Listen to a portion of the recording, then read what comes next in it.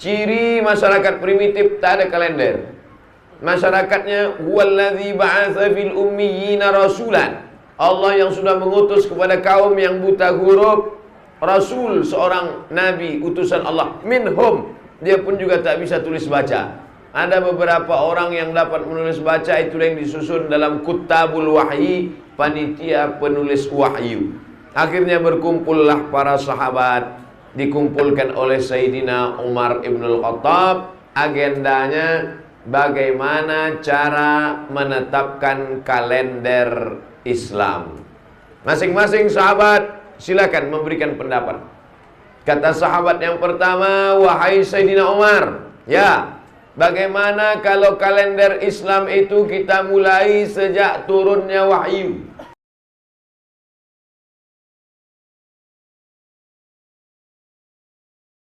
Assalamualaikum warahmatullahi wabarakatuh.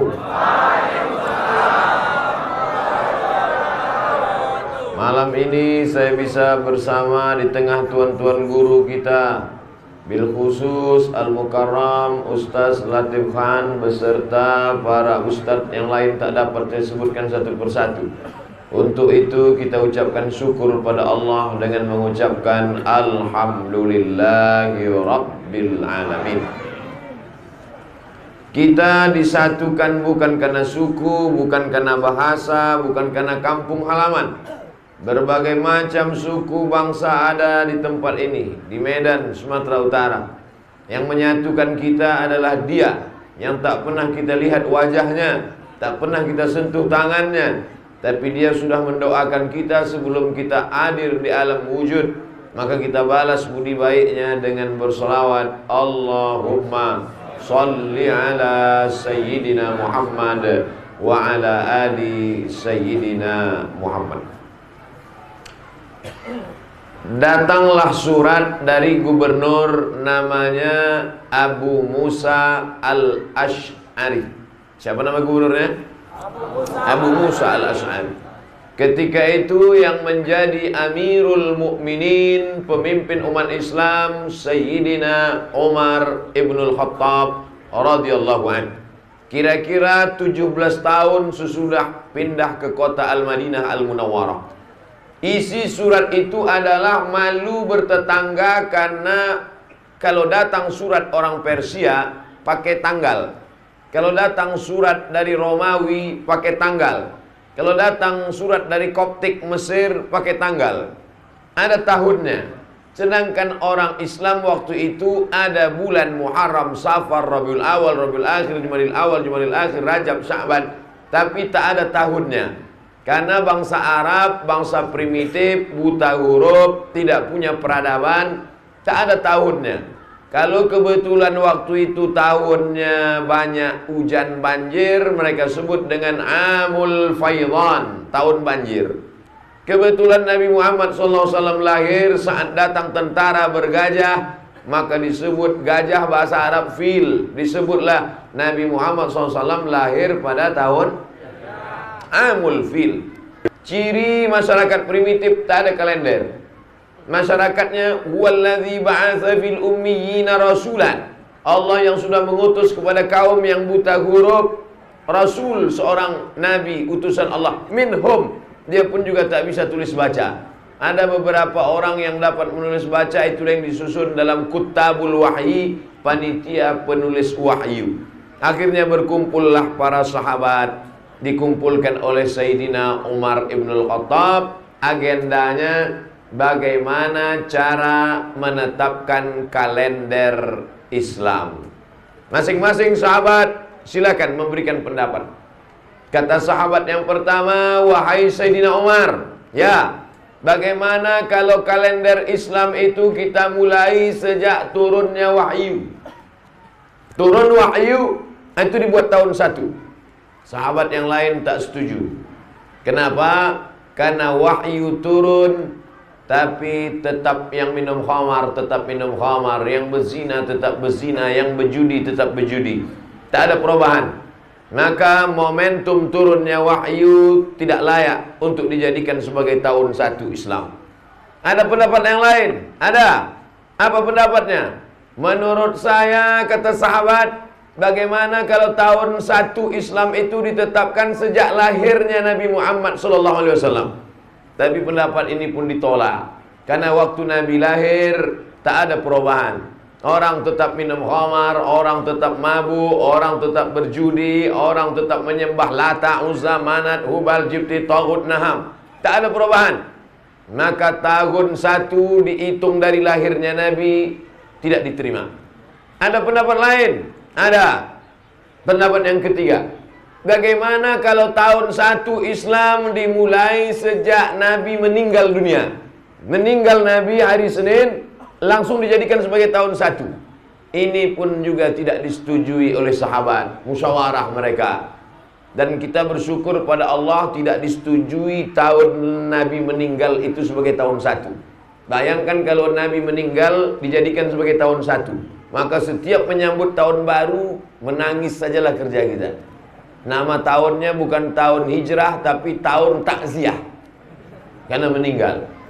Lahir Nabi tidak dijadikan tahun 1. Turun wahyu tidak dijadikan sebagai tahun 1. Nabi meninggal tidak dijadikan tahun 1. Lalu kemudian datanglah Sayyidina Ali. Dua pendapat. Pendapat pertama mengatakan Sayyidina Ali yang memberikan pendapat ini disetujui oleh Umar. Pendapat yang kedua mengatakan ini pendapat Sayyidina Umar. Andai dua-duanya kita terima tak jadi masalah, tak ada kaitan dengan akidah. Maka diucapkan dalam pendapat yang keempat ini, al-hijratu tufarriqu bainal haqqi wal batil. Yang memisahkan antara yang hak dengan yang batil adalah hijrah. Maka disetujuilah pendapat yang keempat ini berdasarkan ijma' musyawarah antar sahabat Nabi radhiyallahu anhum ajma'in pada tahun ke-17 pada masa pemerintahan Sayyidina Umar bin Khattab, dan disetujui oleh para sahabat-sahabat Nabi sallallahu alaihi wasallam pada masa pemerintahan gubernur Abu Musa Al-Ash'ari. Sampailah kita pada malam hari ini tahun 1440 Hijrah akan menyambut nanti tanggal berapa nanti? Tepat 31 Agustus, 1 September itu nanti pada tanggal 1 Muharram 1441. Andai tak sampai pun kita hidup nanti, insya Allah sudah kita sambut malam ini. Yang sampai umurnya alhamdulillah, yang tak sampai banyak juga yang takut mati.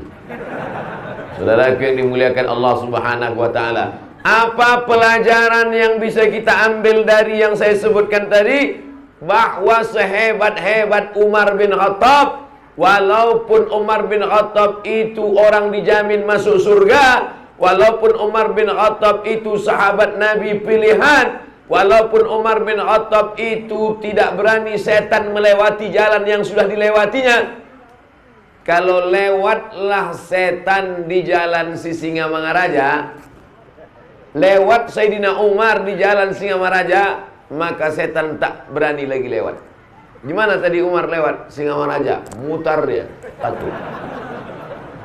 Sungguh pun begitu hebatnya iman Umar bin Khattab, tapi dia memutuskan tahun itu tetap berdasarkan musyawarah. Nah, ini paling penting. Tetap berdasarkan musyawarah. Ini sekarang orang seenak otak dia saja menetapkan sesuatu. Mentang-mentang dia punya kekuasaan, punya jabatan. Umar bin Khattab khalifah, Amirul Mukminin, pemimpin orang beriman. Tidak dia tetapkan semena-mena, tapi dia tetap ajak musyawarah. Ini poin yang pertama. Khaba man istasyara wa ma nadima man istakhara. Tidak sia-sia orang yang mau musyawarah, dan tak akan menyesal orang yang mau minta pendapat orang lain.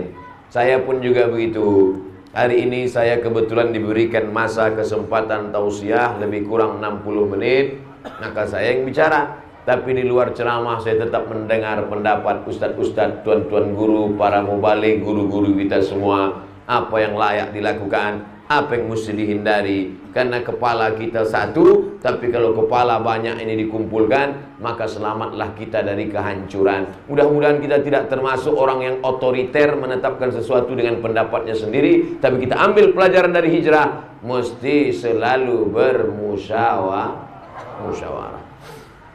Pelajaran yang kedua, bahwa ada perkara-perkara dalam Islam yang tidak disebutkan dalam Quran, yang tak disebutkan dalam hadis, tapi tidak serta-merta dia bid'ah.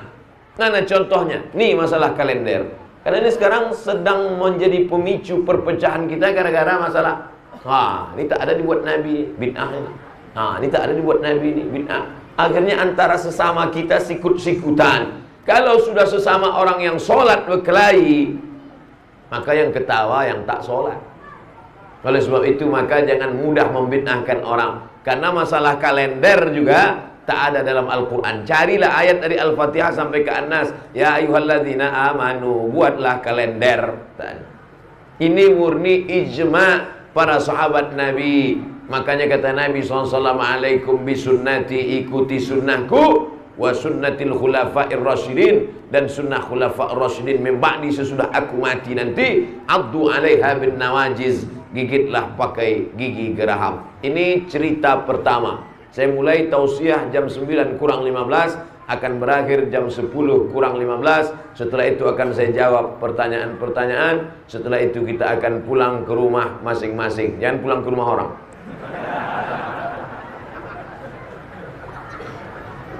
Satu masalah selesai, 15 menit. Bisa dipahami? Sekarang kita masuk masalah yang kedua. Saya menganggap datang pengajian ini mau menghilangkan masalah, Pak Ustadz. Rupanya Ustadz datang menambah masalah. Salah kalian sendiri. Kenapa kalian undang Ustadz bermasalah? Undanglah Ustadz yang enjoy-enjoy, yang tenang-tenang, yang tak ada beban. Ini pula diundang ya Ustadz yang sedang dilaporkan ke Mabes. Saya sedang down sebetulnya, tapi menengok semangat Ustadz Latif Khan tadi, bangkit semangat. Itulah gunanya. Bagus kalian takbir kuat-kuat, pergi setan-setan. Itulah gunanya kita bersilaturahim dengan guru-guru kita. Dari ucapannya, dari tatapan matanya, dari basirah pandangan batinnya, membangkitkan semangat. Ini anak-anak muda ini kadang sedang down. Kok kenapa? Galau. Ayo kita pergi sebentar, bangkitkan semangat. Apa? Minum tuak kita agak 3 botol. Membangkitkan semangat itu adalah dengan duduk-duduk bersama orang soleh. Ini banyak energi-energi ini yang sedang berkumpul. Ada di sini orang yang banyak sedekahnya, ada di sini orang yang banyak zikirnya, ada di sini orang yang banyak ilmunya, ada di sini yang orang banyak otak isi kepalanya cerdas-cerdas. Ketika berkumpul energi-energi itu, maka kita pun bangkit semangat. Saya pun bangkit sekarang. Nanti sudah pulang, baru lestoi balik. Sekarang kita masuk kepada masalah yang kedua, adalah masalah hijrah. Jadi hijrah itu jangan bayangkan kumpulkan pakaian, masukkan ke koper, beli tiket pesawat, selesai. Bukan begitu. Hijrah ini ada kronologisnya. Apa dia? Berkumpullah orang Arab kafir Quraisy, kepala-kepala suku, di sebuah tempat di kota Makkah, namanya Darun Nadwah. Apa namanya? Darun, rumah. Nadwah, rumah pertemuan. Sekarang mungkin di masyarakat Melayu ada namanya balai pertemuan, atau masyarakat modern ada namanya kantor DPR, DPRD, tempat berkumpulnya wakil-wakil rakyat. Maka di kota Makkah mereka sudah punya itu, namanya Darun Nadwah. Pendiri Nadwah, Darun Nadwah itu namanya Qusay. Muhammad SAW, anak Abdullah, anak Abdul Muthalib, anak Hashim, anak Abdi Manaf, anak Qusay. Bisa diingat? Insya Allah berarti tak ingat. Muhammad SAW, anak Abdullah, anak Abdul Muthalib, anak, saya pun lupa, anak Hashim, anak Abdi Manaf, anak Qusay, datuk Nabi yang kelima. Qusay ini orang kaya, dibuatnya lah rumah besar, berkumpullah kepala-kepala suku untuk memusyawarahkan setiap langkah dan kebijakan mereka. Hari itu mereka berkumpul tepat pada hari Kamis Berkumpullah mereka semuanya di sana. Dalam perkumpulan itu mereka bahas agenda pertemuan hari ini adalah menetapkan bagaimana cara membunuh Muhammad sallallahu alaihi wasallam. Menyakitkan. Yang punya Darun Nadwah datuknya, kakeknya, mbahnya.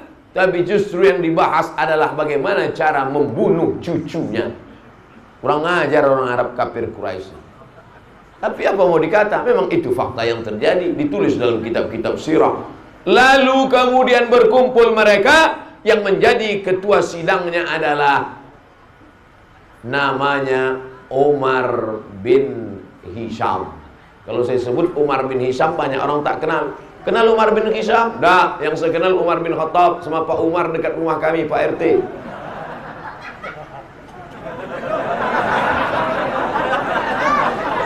Namanya Umar bin Hisham.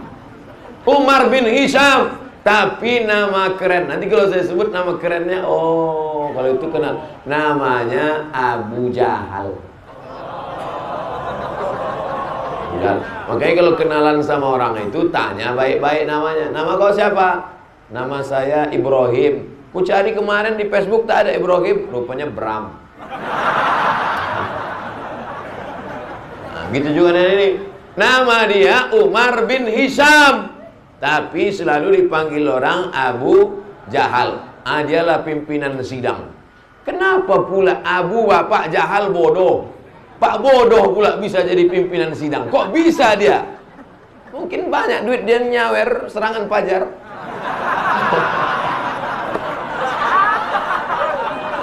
Sekarang kan tak penting mau bodoh mau apa, ijazah bisa dibeli, apapun bisa, semua udah. Yang penting duduk di situ kan. Nah, sampai mana ceritanya tadi?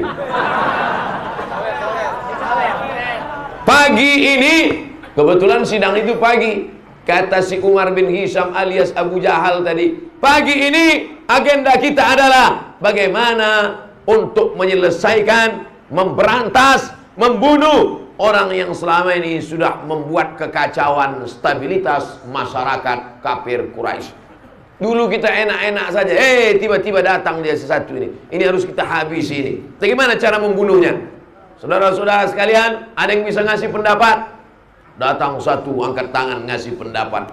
Tuan Kepala Sidang Abu Jahal, ya, menurut pendapat saya, kita antarkan dia ke tempat yang jauh. Kita cari tempat yang jauh, kita buang dia ke sana. Tenang kita di kota Makkah nih. Mau mabuk, mabuk. Mau berzina, zina. Mau mencuri, mencuri. Mau merampok, merampok. Supaya dia tidak mengganggu kita. Tangkap dia, ikat dia, naikkan ke onta, antar ke tempat yang jauh. Selesai. Tapi ada yang tak setuju. Saya kurang setuju.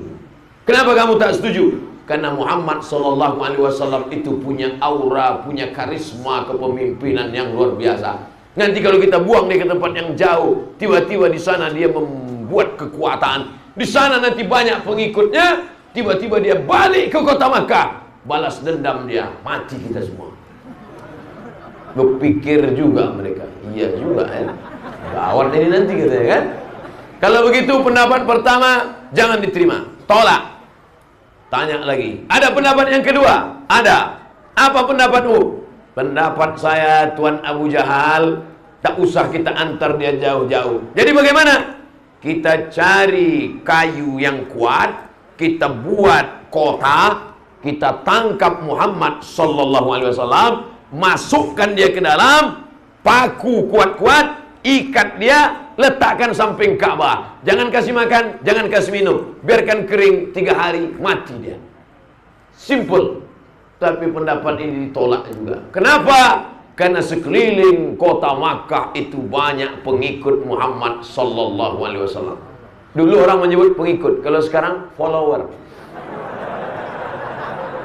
Kalau sampai dia diusik, kalau sampai dia ditangkap, kalau sampai dia dikurung, dibiarkan dia kering di samping Ka'bah, mati, meninggal, maka ini Makkah akan bergejolak, mengamuk semuanya. Hati-hati. Jadi ternyata cerita-cerita ini mirip-mirip gitu juga. Udah cerita lama ini. Kalau sampai dia diletakkan di samping Ka'bah, maka seluruh pengikutnya ini akan mengamuk. Kalau sudah mereka mengamuk, siapa yang mampu mengamankan kota Makkah Al-Mukarramah? Akhirnya terdiamlah mereka semua, bingung mereka. Cumana mengatasi. Cuman itulah hebatnya masyarakat jahiliyah ini. Sejahat-jahat jahiliyah, tak ada terpikir di kepala otak mereka waktu itu, bagaimana kalau kita santet aja dia? Tak ada. Tak ada. Saya baca buku sejarah itu, tak ada satu pun pendapat gimana kalau kita curi rambutnya, kukunya, giginya, habis itu kita bawa ke dukun. Tak ada. Jadi kalau gitu, mana yang lebih hebat jahatnya? Orang jahiliyah atau zaman sekarang? Zaman sekarang masih pakai santet lagi. Makanya dulu ada RUU santet, rencana undang-undang santet, tak bisa disahkan oleh DPR. Kenapa? Tak ada, tak nampak antu itu sampai sekarang. Hilang pendapat nomor 1 tak bisa dipakai, pendapat nomor 2 pun akan memunculkan revolusi masyarakat. Akhirnya sidang buntu, sampai akhirnya Abu Jahal dapat ide. Saya dapat ide, kata Abu Jahal. Gimana Tuan Abu Jahal? Gimana kalau kita utus satu anak muda malam-malam masuk ke dalam kamarnya, lalu kemudian diambil pedang, pancung kepalanya pas dia sedang tidur. Selesai. Simple, modal tak banyak dan tak memicu keramaian. Ambil pedang panjang, masuk ke kamarnya malam-malam, pancung kepalanya. Selesai. Setuju? Itu orang Medan, tak mudah dipancing. Ternyata pendapat Abu Jahal ini pun tak diterima. Kata yang menolak, jangan macam-macam dengan Muhammad sallallahu alaihi wasallam. Dia bukan manusia biasa. Dia itu adalah anak cucu dari Qusay. Qusay itu anak cucu dari Adnan. Adnan anak cucu dari Ismail. Ismail ada anak kandung dari Ibrahim alaihi salam. Mengalir darah Ibrahim dalam diri Muhammad sallallahu alaihi wasallam. Kalau sampai Muhammad kita ganggu, seluruh Bani Hashim, seluruh Bani Abdi Manaf akan mengamuk dan pembunuh itu akan dicari. Terjadi perang besar antara dua suku. Akhirnya sidang pun buntu, deadlock. Buntu. Cuman bedanya kalau zaman sekarang sidang buntu, mereka coffee break. Dulu tak ada coffee break. Akhirnya buntu, diam. Akhirnya dapat ide Abu Jahal. Kata Abu Jahal, tunggu sebentar, ada ide baru, kata Abu Jahal. Apa caranya?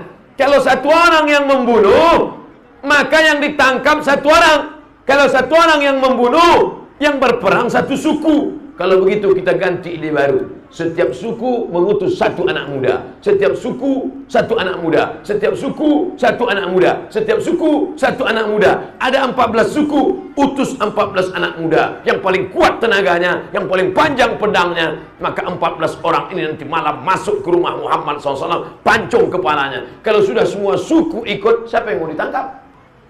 Inilah ide korupsi berjamaah. Karena kalau satu orang yang buat, satu ditangkap. Tapi kalau semua buat, penuhlah LP. Akhirnya hebat juga kau Abu Jahal. Inilah nia namanya Abu Bapak Jahal bodoh, Abu Jahal. Kenapa dia dibilang bodoh? Padahal otaknya cerdas. Maksudnya untuk yang baik-baik dia bodoh. Tapi kalau untuk yang jahat-jahat, nangkap kali otaknya. Kalau untuk yang baik-baik bodoh. Dan di masjid kita, di masyarakat kita, di RT RW, di kantor kita pun begitu juga. Kalau nanti pas ada musyawarah, gimana caranya meramaikan masjid ini? Diam. Gimana cara kita memperingati 17 Agustus? Diam. Tapi pas ditanya, gimana caranya ngundang artis dangdut? Oh ya. Nah itu anak cucu Abu Jahal tuh. Kalau untuk yang jahat-jahat, ada aja otaknya. Cerdas, terang dia langsung. Untuk yang baik-baik, mati lampu. Melep 5 watt. Tapi cerita untuk maksiat, terang kepalanya. Tuh nampak tuh tulis kepalanya, Abu Jahal. Nah, akhirnya disetujuilah hari Kamis siang. Dengan ini ditetapkan sidang kepala suku Arab kafir Quraisy hari Kamis siang di kota Makkah, di Darun Nadwa. Setiap suku akan mengutus anak-anak muda yang nanti masuk ke kamar Muhammad sallallahu alaihi wasallam langsung memancung kepalanya. Ditetapkan hari Kamis, lebih cepat lebih baik dilaksanakan langsung malam Jumat. Apa pelajaran dari sini? Orang kafir Quraisy pun musyawarah. Makanya kalau ada orang Medan tak musyawarah berarti lebih parah dari kafir. Nanti tersinggung lapor kayak pula. Pelajaran yang kedua dari kisah ini, bahwa setan selalu memberikan ide-ide cemerlang brilian. Walaupun kau tak sembahyang, walaupun kau tak sholat, walaupun kau tak beriman, otakmu bisa cerdas. Datang dari mana? Dari Ini yang dialami oleh Abu Jahal. Apa pelajaran yang kita ambil? Kalau ada niat baik, segera laksanakan, jangan tunda-tunda. Karena orang kafir Quraisy saat itu perbuatan dosa, maksiat, mau membunuh Nabi. Rapatnya hari Kamis dilaksanakan malam Jumat. Kita rapat pembangunan masjid diputuskan hari Kamis. Kapan kita laksanakan? Tahun depan. Lebih parah kita dari. Nanti jumpa di akhirat sama Abu Jahal, Abu Lahab. Aku aja dulu buat dosa cepat-cepat kami buat. Kalian buat pahala, kalian tunda-tunda pula. Mau masuk surga pula tuh kata dia. Nah, jadi setiap kisah yang saya sebutkan ini kita ambil hikmah-hikmah. Ini cerita Ustaz ini dari mana? Jangan Ustaz ini ngawur ini. Dari mana ceritanya Ustaz ambil? Saya ambil saripatinya dari buku terbaik nomor 1 di dunia. Saya tak mau ngambil nomor 2, nomor 3, tak mau. Nomor 1. Juara sejarah Nabi nomor 1 di dunia. Nama penulisnya Syekh Safiur Rahman Al-Mubarak Furi, berasal dari India. Allahu Akbar. Malam ini saya ceramah di masjid India. Artinya apa? Itu kan kebetulan aja Pak Ustaz. Tak ada kebetulan di dunia ini. Pertemuan kita malam ini adalah pertemuan yang sudah ditetapkan Allah Subhanahu wa taala. Mudah-mudahan semangat bagaimana dulu ulama-ulama datang ke kota Medan mendirikan masjid ini 1887, sekarang sudah 2019, lebih 100 tahun lamanya. Kenapa tanah ini yang mereka pilih? Tentulah ada istikharah mereka yang diberikan Allah ilham kepada mereka, diberikan Allah Ta'ala kepada Abdul Somad dan kita semua mengambil keberkahan pada masjid tua ini. Mudah-mudahan istiqomah mereka dulu sampai pula kepada kita istiqomah mereka itu kita warisi. Syekh Safiur Rahman Al-Mubarak Furi menceritakan kisah ini detail dalam bukunya yang berjudul Ar-Rahiq Al-Makhtum, juara musabaqah sejarah Nabi nomor 1 di dunia. Ketika diadakan musabaqah di kota Makkah Al-Mukarramah, dapatkan buku terjemahannya kota-kota terdekat, di toko-toko di kota terdekat di kota Anda. Ujung-ujungnya jual buku juga, bukan buku saya. Kalau buku ini kalian beli adik-adik, saya tak dapat untung seperak pun. Saya bukan jual buku, kecuali saya bilang, belilah buku ini. Buku saya, buku saya. Bukan buku saya. Saya ceritakan ini apa? Supaya kalau kita mati nanti anak kita buka rak, ditengoknya. Oh, ada buku ayah. Buku terbaik sejarah dunia, ditengoknya sejarah Nabi. Syekh Safiur Rahman Al-Mubarak Furi. Orang Mesir kalah, orang Mekah kalah, orang Madinah kalah. Justru penulisnya dari India, juara 1. Menangis anak bapak, anak ibu. Menangis anak kalian menengok buku itu nanti. Kenapa dia menangis? Rupanya buku itu masih dalam plastik. Belum dibuka. Apa pula? Toko buku, alamat di Medan. Tapi jadilah kita mati meninggalkan buku. Orang enggak, banyak orang mati pas dibuka lemari gaple. Bisa kita lanjutkan? Akhirnya sidang pagi Kamis, maka langsung zuhur. Pagi Kamis sidang, zuhur Kamis. Datanglah Nabi Muhammad sallallahu alaihi wasallam ke rumah Abu Bakar Siddiq. Assalamualaikum ya Abu Bakrin Siddiq. Waalaikumsalam. Ada apa ya Rasulullah? Abu Bakar, nanti malam Jumat kita hijrah. Hah? Nanti malam hijrah? Ya. Kenapa begitu ya Rasulullah? karena nanti malam 14 anak muda akan memancung kepalaku. Dari mana Nabi Muhammad tahu bahwa tadi pagi ada sidang rapat di Darun Nadwa? Rupanya rapat tertutup itu ada penyadap. Ada penyadap, ada CCTV di ruang itu. Siapa yang menyadap? Jibril alaihi salam. Begitu juga di sini. Saya yakin nih banyak penyadap. Kata Jibril, ya Muhammad sallallahu alaihi wasallam, pagi tadi hasil rapat di Darun Nadwa, nanti malam 14 anak muda akan memancung kepalamu, maka sebelum mereka masuk, kau pergi hijrah. Baiklah, kata Nabi Muhammad sallallahu alaihi wasallam. Maka inilah pentingnya ada siasat mengumpulkan berita. Termasuklah rekaman-rekaman malam ini supaya kita punya bahan.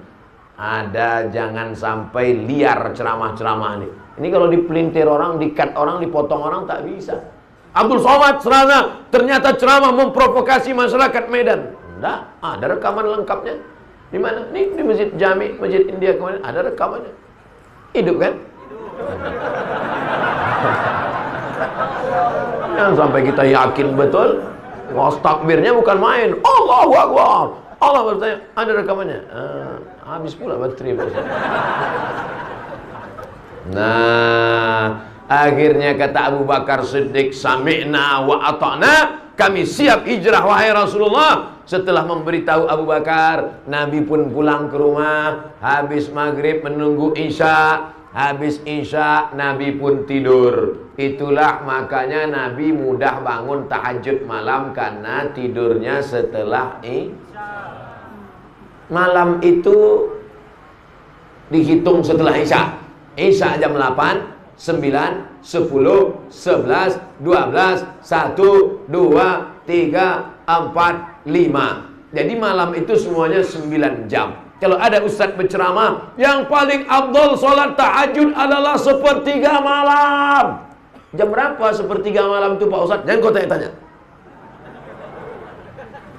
8, 9, 10, 11, 12, 1, 2, 3, 4, 5. Maka yang dimaksud sepertiga malam itu adalah 12, 1, 2. Itu sepertiga malam. Paling bagus tahajud.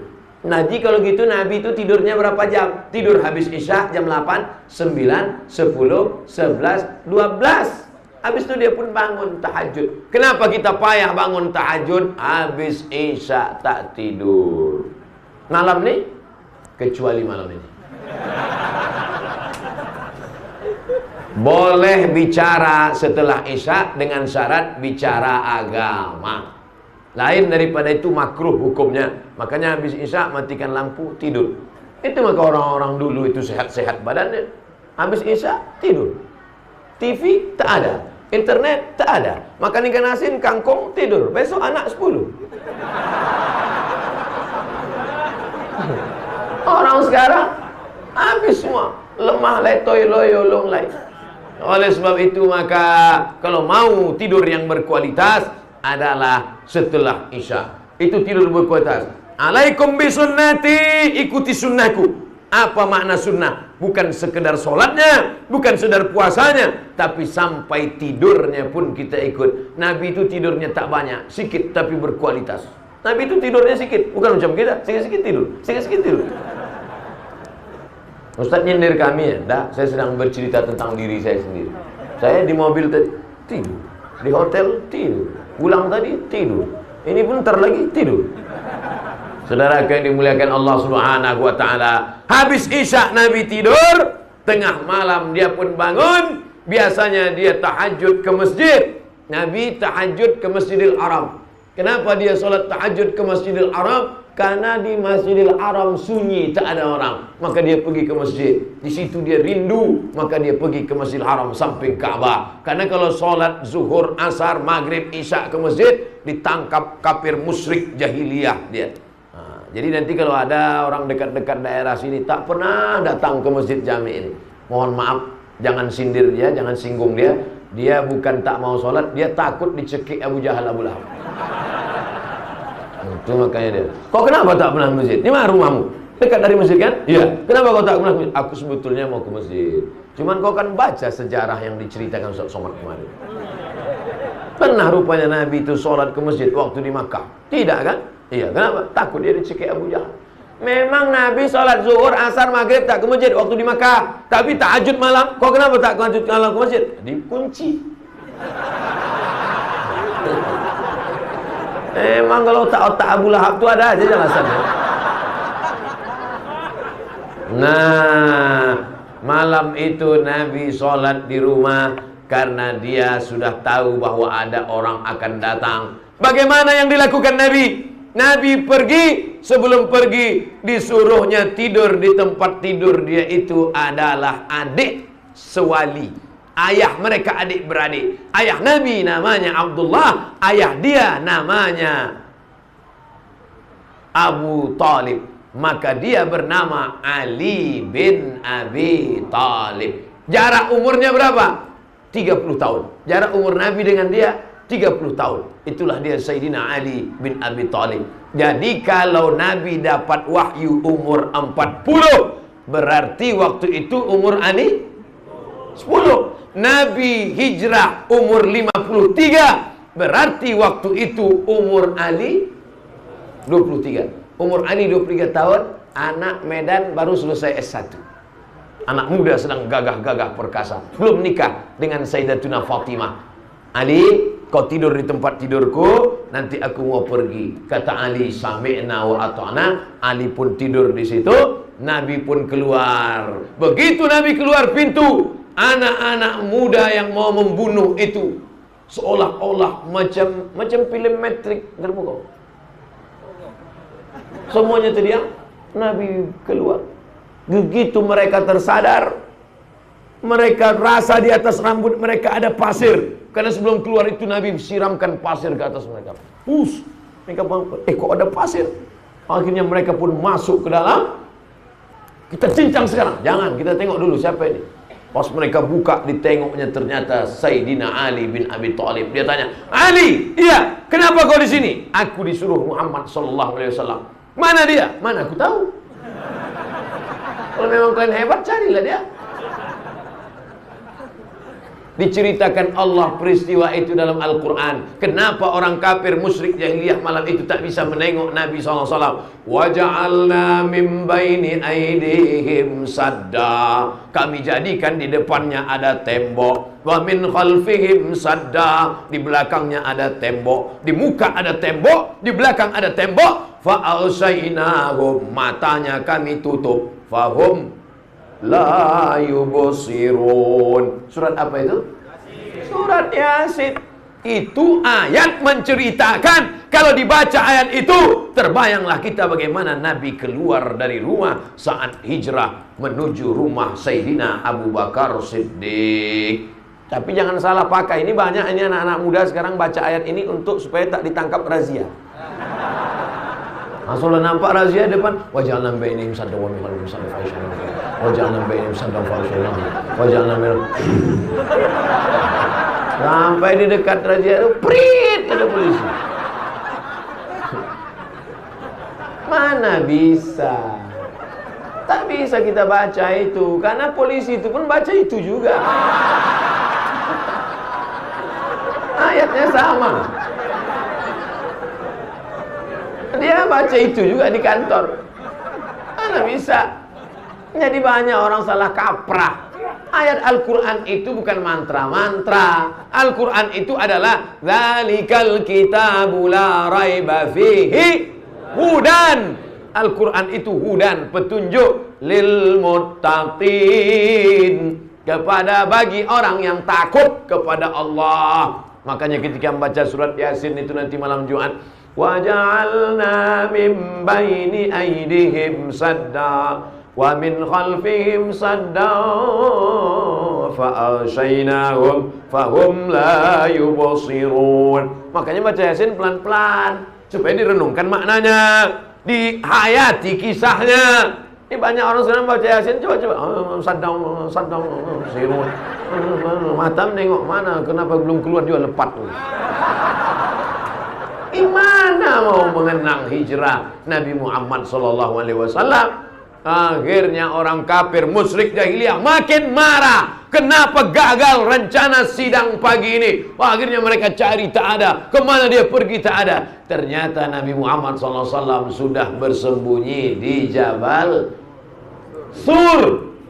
Tempat Nabi menerima wahyu Jabal Nur. Tulisannya mirip. Alif, Lam, Waw, Ro. Di tengahnya beda. Tempat Nabi bersembunyi Sa, Sur. Tempat Nabi menerima wahyu Nun, Nur. Ini jamaah haji yang baru pulang cerita pengalamannya di Makkah. Aku kemarin naik ke Jabal Sur. Padahal dia naik ke Jabal Nur. Yang cerita lupa, yang dengar tak tahu. Sama-sama ngangguk. Ayolah kata kau, betul lah tu. Naiklah Nabi ke atas bersama Abu Bakar Siddiq di Jabal Sur. Jamaah banyak naik ke Jabal Nur, tempat Nabi menerima wahyu di Gua Hira. Jabal Sur jauh lebih tinggi, jalannya lebih terjal, tak ada tangga macam Jabal Nur. Makanya banyak jamaah haji waktu pergi, Pak Ustaz, di mana Jabal Sur? Di atas. Yang mananya Pak Ustaz? Kalian tengok aja lah. Malam itu naik, tidak pakai lampu. Kenapa tak pakai lampu? Karena kalau pakai lampu nampak musyrik kafir jahiliyah dari bawah. Itu dia tangkap. Maka gelap-gelap mereka naik ke atas, tak ada tangga, tak ada jalan, terjal sampai ke dalam. Sebelum masuk ke dalam di pintu gua, kata Abu Bakar Siddiq kepada Nabi SAW, ya Rasulullah, wahai Rasulullah, jangan masuk ya Rasulullah, jangan masuk ya Rasulullah, biar aku yang masuk ke dalam. Kata Nabi, aku masuk. Tidak ya Rasulullah, kalau engkau masuk, ternyata di dalam ada singa yang sedang tidur, ternyata di dalam ada ular yang beracun, maka engkau mati tak sampai salah Islam. Tapi kalau aku yang mati ya Rasulullah, hanya anak istriku saja yang sedih. Kalau aku yang mati ya Rasulullah, hanya anak istriku saja yang berduka. Tapi kalau engkau meninggal ya Rasulullah, semesta alam akan berduka. Biarlah aku masuk ke dalam. Masuk Abu Bakar Siddiq ke dalam, membersihkan. Dampaknya ada lubang. Ada lubang di situ, disumbatnya lubang itu, ditutupnya. Lalu kemudian masuklah Rasulullah. Masuklah Rasulullah Sallallahu Alaihi Wasallam. Bayangkan kalau yang hijrah malam itu Nabi Muhammad bukan sama Abu Bakar, tapi sama Abdul Somad. Pas mau masuk tuh apa kata Abdul Somad? Ya Rasulullah, engkau lah masuk duluan. Masuk Rasul. Sebab kalau engkau yang masuk ya Rasulullah, banyak yang bela engkau. Ada Jibril, ada Mikail, ada Israfil, ada Israel, malaikat-malaikat. Kalau aku yang masuk, Satpol PP pun tak ada.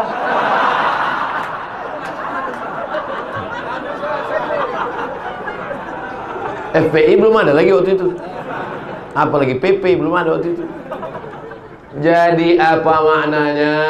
Bukti cinta kepada Rasulullah SAW adalah nyawa. Abu Bakar itu nyawa dia kasih. Akhirnya duduklah Sayyidina Abu Bakar, menutupi lubang yang ada itu, ditutupnya, kakinya diselonjorkannya ke depan. Datanglah Rasulullah SAW, meletakkan tengkuknya ke atas paha Abu Bakar, berbantalkan paha Abu Bakar. Abu Bakar bersandar ke dinding gua, menutup lubang tadi, maka tertidurlah Rasulullah SAW. Apa hikmah di balik ini? Abu Bakar dan Rasulullah tak ada lagi jarak persahabatan mereka. Saya alhamdulillah sudah kenal dengan Ustadz Latif Khan. Datang dulu ke Belawan, kemudian saya datang ke rumah sakit menjenguk beliau. Tapi untuk duduk di pangkulan beliau belum lagi. Saya masih merasa ada jarak lagi. Tapi Abu Bakar Siddiq dengan Rasulullah SAW tak ada. Rasulullah berbaring di atas paha Abu Bakar, tertidur. Ketika dia sedang tertidur karena capek, lelah dari rumah tengah malam naik ke atas, pas sedang tertidur itu tiba-tiba Rasulullah terbangun, terjaga, menetes air dari atas, tepat menetes di matanya. Terbangun. Tak mungkin embun, karena gurun pasir, kering, kerontang, batu. Arab, Makkah, panas, tak mungkin ada. Jangankan dimakan, Medan pun tak ada embun. Tak mungkin menetes. Air apa ini Abu Bakar? Air mataku, kata Abu Bakar.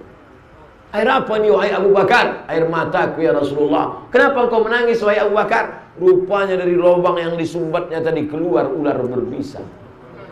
Tak dapat ditahannya bisa ular itu. Bapak ibu yang pernah disengat kalajengking, digigit ular bisa merasakan itu. Lam ya'rif man lam yadhuq. Orang yang tak pernah merasakannya tak mungkin dapat menceritakannya. Ustaz tahu gimana rasanya? Pernah, saya dulu waktu kecil pernah gigit lipan, hampir terkencing. Jangankan air mata, air kencing pun tak tertahan. Karena kalau sudah bisa masuk ke darah, darah mengalir ke jantung, detak jantung tak normal, itu sudah mulai error, sudah mulai kacau. Itu yang dirasakan Abu Bakar waktu itu. Tapi kakinya tetap tak bergerak. Kenapa dia tak bergerak? Karena dia sedang memangku makhluk yang paling mulia di langit dan di bumi, Sayyidina Muhammad sallallahu alaihi wasallam. Andai kita lah yang memangku Nabi malam itu, mungkin melompat kita. Mohon maaf ya Rasulullah, tak tertahan gue lagi sakitnya. Jangan cemburu ketika malam-malam Ramadan disebut nama Abu Bakar. Al-Khalifatul Awwal, Al-Khalifatul Ula, Abu Bakrin Siddiq. Apa jawab orang Medan? Radhiyallahu an. Allah meridai dia. Kenapa Allah meridai dia? Nyawanya dia kasihkan untuk Rasulullah. Kenapa Allah meridai dia? Kakinya disengat binatang berbisa, ular kalajengking, tapi dia lebih sayang kepada Rasulullah sallallahu alaihi wasallam. Kita makanya belum pernah lagi protokol manggil. Berikut ini mari kita dengarkan tausiah yang akan disampaikan oleh Al-Mukarram Haji Abdul Somad LCMA, disambut oleh jamaah radhiyallahu anhu. Ada. Kenapa perjuangan kita ini belum ada apa-apanya? Ini kadang anak-anak muda ini merasa udah hebat kali hijrahnya. Pemuda hijrah.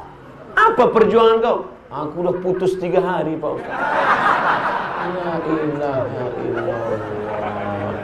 Malam ini kita sedang mengukur bayang-bayang. Malam ini kita sedang mengukur diri kita. Ternyata kita ini tak ada apa-apanya dibandingkan Sayyidina Abu Bakar Siddiq. Tapi aneh bin ajaib, di tahun 2019, di zaman edan milenial, ada orang yang ceramah mencaci maki Abu Bakar Siddiq. Betul? Mengejek-ejek Abu Bakar Siddiq, menuduh Abu Bakar merampas khilafah, menuduh Abu Bakar pengkhianat. Ditulis di buku Abu Bakar LA laknatullah alaih. Cari bukunya. Judul bukunya 40 masalah Syiah. Mereka paling benci dengan Abu Bakar, benci kepada Umar, benci kepada Aisyah. Abu Bakar LA laknatullah alaih. Ini saya ceritakan supaya adik-adik kawan-kawan paham kenapa tokoh-tokoh Syiah sekarang sedang merasa dapat durian runtuh mencaci maki saya di internet. Karena lama sudah sakit hati Abdul Somad membongkar masalah-masalah Syiah. Begitu dapat, mampuslah kau Somad, gitu dia. Sampai mana cerita tadi? Saudara yang dimuliakan Allah Subhanahu wa taala, la tasubbu ashabi. Jangan kalian caci maki sahabatku. Lau anfaqa ahadukum mithla Uhudin zahaban. Andai ada di antara kalian yang bersedekah emas sebesar bukit Uhud, tak sampai sedekah kalian itu setengah mudnya Abu Bakar Siddiq. Kenapa? Kalau ada orang Medan sekarang bersedekah emas sebesar bukit Uhud, itu tak sampai setengah tapak tangan Abu Bakar. Kenapa? Karena orang sekarang bersedekah dalam keadaan aman. Abu Bakar bersedekah dalam keadaan kacau balau, terombang ambing. Mudah-mudahan walaupun kita tak sampai bersedekah sebesar bukit Uhud, tapi kita nanti didekatkan Allah dengan Abu Bakar, Umar, Utsman, Ali, Ahlu Bait dan Rasulullah sallallahu alaihi wasallam. Berapa lama Nabi berada di Jabal Sur? Malam Jumat, malam Sabtu, malam Ahad. 3 malam transit di atas. Kenapa transit? Nah, ini perlu dipelajari. Strategi. Hijrah ini perlu strategi. Jangan kata orang Jawa ujuk-ujuk. Jangan kita pikir hijrah itu tiba-tiba langkah kaki keluar dari rumah. Bismillahirrahmanirrahim. La haula wala quwata illa billah. Apa yang terjadi? Terjadilah. Mati-matilah. Bukan begitu hijrah itu. Transit dulu. Kenapa tak langsung saja ke Makkah? Karena kalau langsung di Makkah dikejar Abu Jahal, Abu Lahab. Karena kalau langsung ke Makkah, langsung dicegat mereka. Tapi biarkan dulu tenang. Setelah nanti mereka bingung mencari, baru keluar. Ini namanya strategi. Besok tanggal 2, 6, 27, 28, 29, 30, 31. 6 hari lagi kita mau masuk 1 Muharram. Apa strategi kita menghadapi Muharram? Gimana strategi kau menghadapi Muharram? Ya, cuma yang di atas saja lah Pak Ustaz. Apa yang di atas? Cicak. Harus ada strategi. Komunitas pemuda hijrah, nih strategi kami untuk menghadapi tahun baru hijrah. Komunitas bapak-bapak hijrah, nih strategi kami menghadapi hijrah. Masalah sedekah, masalah infak, masalah persatuan umat, masalah pengajian, mesti ada strategi seperti yang dijalankan Nabi dan Abu Bakar Siddiq pada malam hijrah radhiyallahu an sallallahu alaihi wasallam. Siapa yang mengantar makanan ke atas? Jangan bayangkan Nabi ngangkat tangan, ya Allah kirimkanlah makanan. Datang Jibril bawa makanan. Tidak begitu. Makanan dibawa oleh perempuan namanya Asma. Berita dari Makkah, hiruk pikuk itu mesti dibawa ke atas. Berita dari Makkah dibawa ke atas. Malam tidur di atas, siang mendengar berita. Malam tidur di atas, siang mendengar berita. Berita itu dibawa laki-laki namanya Abdullah bin Abu Bakar Siddiq. Hilang pula bahan. Yang tidur di tempat tidur Nabi Sayyidina Ali. Yang menemani di atas Abu Bakar. Yang membawa makanan Asma. Yang membawa berita Abdullah. Di bawah mesti ada satu pura-pura ngangon kambing. Ada satu orang pura-pura mengembalakan kambing. Tapi tugas pokoknya bukan mengembala kambing, tapi mengamat-amati siapa yang kira-kira naik ke atas. Maka dia adalah laki-laki namanya Amir bin Fuhairah. 5. Yang keenam, nanti akan ada pembawa penunjuk jalan. Ini dari Makkah ke Madinah tidak bisa jalur biasa. Kalau jalur biasa nanti kena cegat, kena tangkap. Pakai jalur khusus dari tepi Laut Merah. Yang tahu jalan itu namanya Ibnu Uraiqid, maka pakai jasa Ibnu Uraiqid. Inilah yang disebut kalau bahasa kampungnya job description. Bagi-bagi itu tugas. Coba kita pikir. Yang menemani Nabi di atas Jabal Sur, Abu Bakar apa Ali? Abu Bakar. Yang tidur di tempat tidur, mana yang lebih berat tugasnya? Naik ke atas apa tidur? Ini nampaknya salah bagi tugas. Mestinya yang tidur ini Abu Bakar. Dia kan orang tua. Orang tua ini kan cepat tidurnya. Orang tua zaman dulu. Mestinya Abu Bakar, kau tidur di tempat aku. Sedangkan Ali, anak muda, dia yang naik ke atas. Tapi kenapa yang tidur Ali, yang naik Abu Bakar? Karena resiko yang paling besar adalah yang di tempat tidur. Apa resikonya? 14 pedang bro. Sekali. Apa pelajaran dari sini? Maknanya kalau kita jadi pemimpin, kalau resiko yang terbesar, letakkan keluarga terdekat. Ali, keluarga terdekat. Tapi kalau yang tugas-tugas ringan, kasih orang lain. Orang sekarang giliran yang berat-berat, susah, nyawa. Sini kau sebentar. Kau sini ya. Dan cepat kau mati. Tapi giliran yang enak-enak, baru bawa keluarga. Pas giliran ditanya, kau umat apa? Umat Muhammad sallallahu alaihi wasallam. Umat Muhammad yang mana? Muhammad tukang ayam. Mohon maaf Pak Tuhan. Artinya apa? Ini segala tindak tanduk tingkah laku Nabi SAW. Laqad kana lakum fi Rasulillah uswatun. Suri tauladan sampai masalah penetapan ini. Kalau engkau menjadi seorang perempuan, bertindaklah membawakan makanan hijrah. Kalau kau seorang anak laki-laki yang hebat perkasa, bertindaklah membawakan berita. Kalau kau menjadi seorang yang tahu jalan, bertindaklah sebagai Abdullah bin Uraiqid. Kalau kau orang yang pandai memata-matai, bertindaklah sebagai Amir bin Fuhairah. Bagi tugas masing-masing. Begitu juga dengan malam ini. Ada anak-anak muda yang pandai IT. Ada mereka, dia tak banyak, dia tak serius sekali dengan pengajian. Yang penting pas ini, yang mata-matai ini.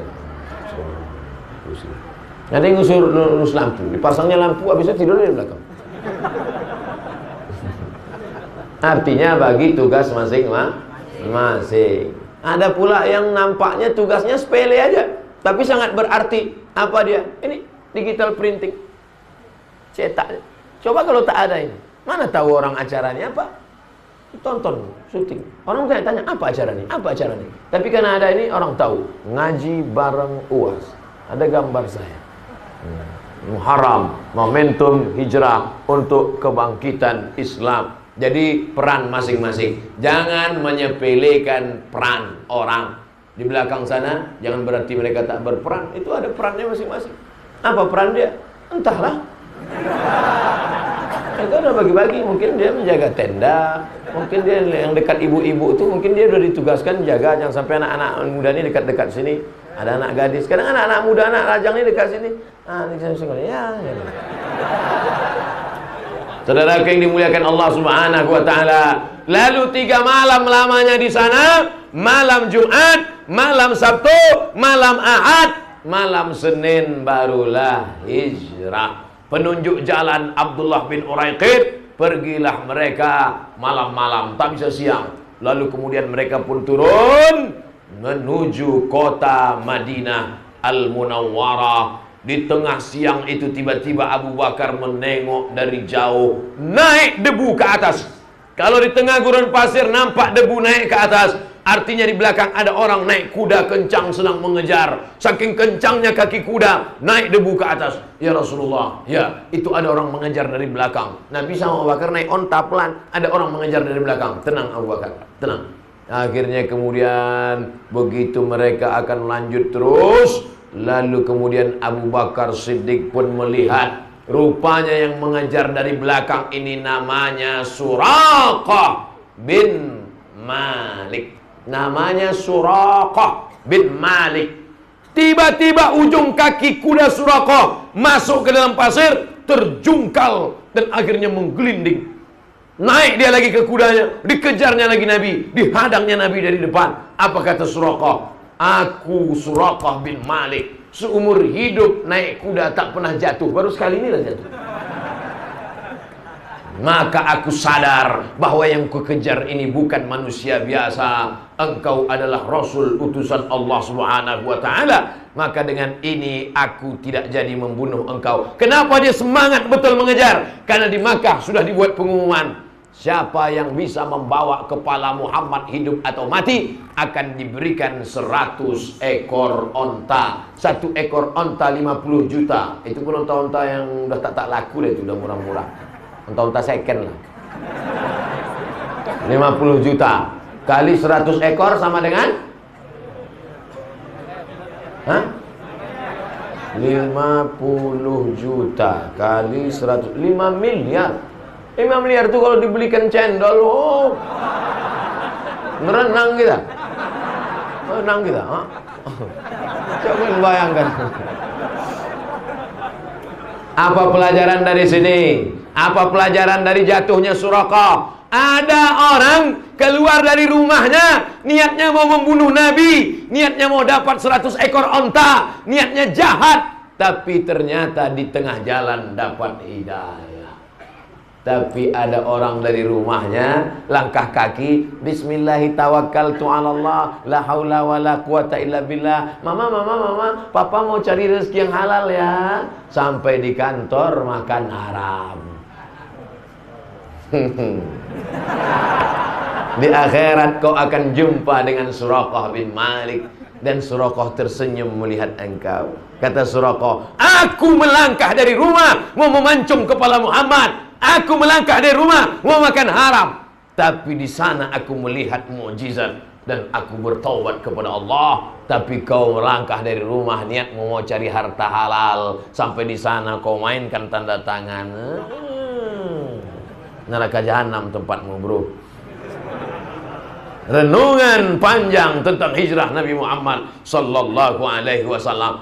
Lalu apa permintaanmu wahai Muhammad? Aku akan balik ke Makkah. Apa kata Nabi? Aghib anna. Satu saja permintaan kun Suraqah, aghib anna, sembunyikan berita tentang kami seolah-olah kau tak pernah berjumpa dengan kami, maka pulanglah engkau. Suraqah pun kembali ke kota Makkah Al-Mukarramah, tidak membawa kepala Muhammad SAW, tidak membawa 100 ekor onta, tapi ada yang lebih mahal daripada 100 ekor onta, ada yang lebih mahal daripada darah. Apa dia? Keyakinan tentang Muhammad adalah Rasul utusan Allah sallallahu alaihi wasallam. Perjalanan dilanjutkan. Itulah mengapa perjalanan hijrah itu tak sama dengan Isra dan Mi'raj.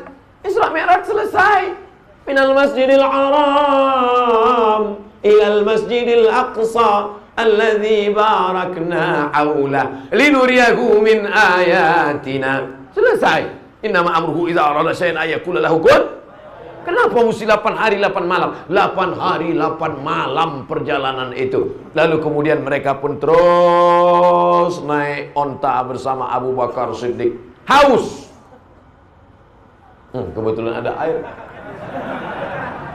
Saya tak buat-buat, memang ceritanya begitu. Haus. Akhirnya mereka menengok ada peternakan kambing dan onta. Ada tradisi di masyarakat jahiliyah, boleh minta susu kambing. Itu dia. Sepelit-pelit orang jahiliyah, sebakhil-bakhil orang kafir musyrik, memang aturan tak tertulis kalau nampak di situ ada peternak boleh minta susu kambing. Akhirnya mereka pun mintalah, "Hei peternak kambing, ya, kami minta susu kambing." Kata penjaga ternak, "Kalau kalian mau ambillah, tapi susu kambing tak ada kering. Kambing kurus, tak ada hujan, tak ada masa paceklik. Kalau mau coba-coba, diambilnya satu, cobalah." Didoakan Nabi SAW, diletakkan Nabi tangannya ke atas, lalu diperah oleh Abu Bakar Siddiq, dapatlah satu gelas. Lalu kemudian disapu Abu Bakar, bagian bawah gelas itu disapunya. Dia tak ingin ada pasir yang jatuh ke jubah Nabi SAW. Setelah bersih, diberikannya ke Nabi. Nabi pun meminum. Ketika Nabi meminum, apa kata Abu Bakar Siddiq? "Fasyariban Nabi hatta irtawaitu." Nabi minum air susu kambing sampai hausku hilang. Fasyariban Nabi hatta irtawaitu. Nabi minum sampai hausku hilang. Kalau saya sama Ustadz Musdar Mustamam, kawan saya dulu sama-sama di Mesir, sama-sama di waktu haji ke Makkah. Duit tak ada, sama-sama mahasiswa, sama-sama susah. Duit tinggal sedikit, beliau pun beli minuman, minum. Lalu apa kata saya? Kulihat Ustadz Musdar minum, hausku pun menjadi-jadi.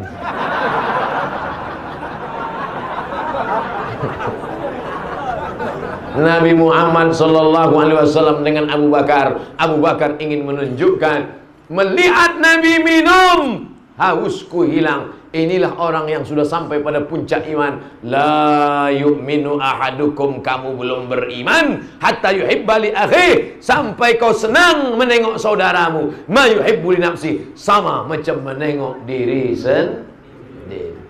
Ini sekarang orang tak gitu. Mestinya kau berkata, menengok kawanku mobil baru, aku ikut macam punya mobil baru, walaupun dia naik CB 100. Menengok kawanku punya rumah baru, aku pun rasa macam tidur di hotel. Kita mestinya ikut senang nengok kesenangan dia. Seperti iman Abu Bakar Siddiq. Ini sekarang banyak orang sesak napas, sesak jantung, jantung koroner, diabetes meletusnya naik kumat, gara-gara menengok orang dapat nikmat. Susah nengok orang senang. Pak Ustadz, aku ini sakit nih sekarang. Kenapa? Nengok dia rumah baru. Sekarang berkunang-kunang Pak Ustadz. Kenapa? Nengok dia mobil baru. Tapi yang paling sakit hatiku nengok yang itu Pak Ustadz. Kenapa? Bininya baru.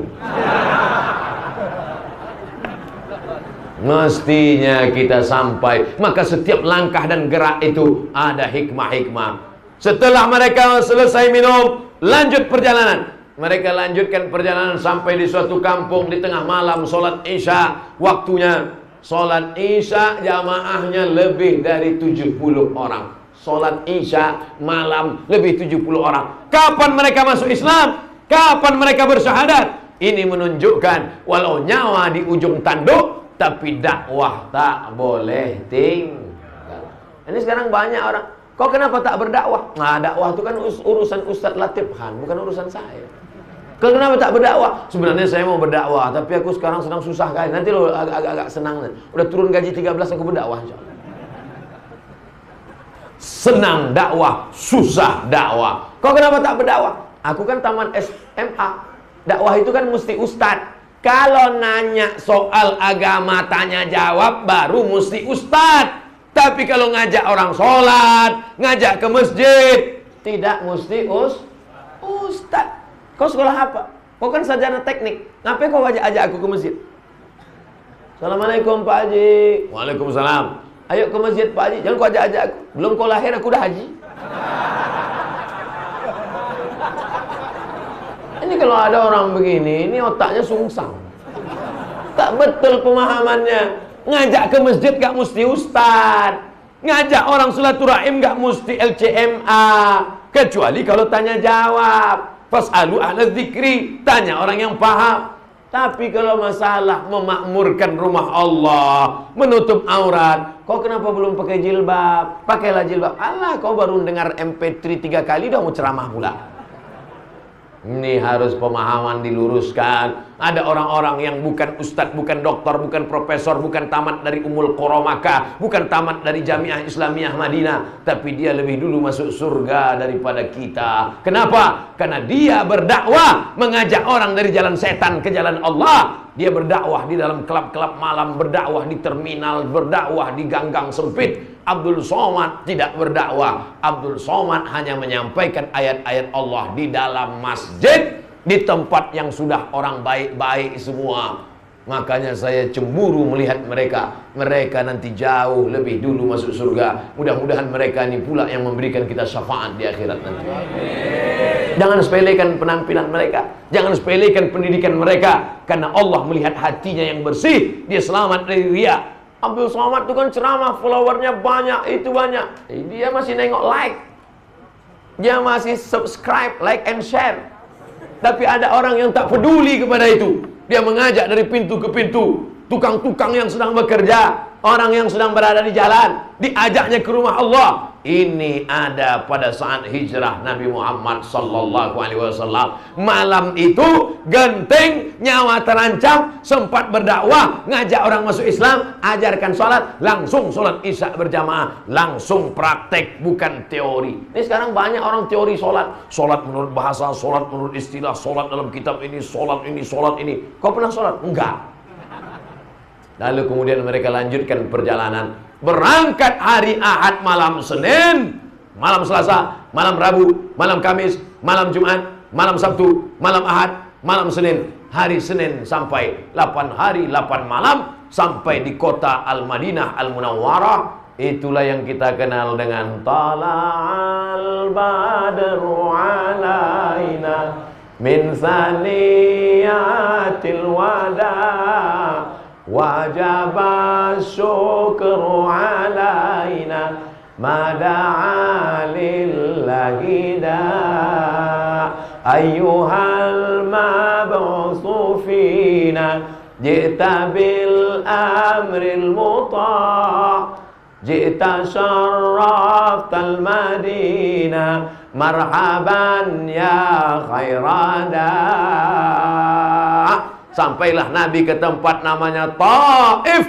Di Taif ini 4 malam.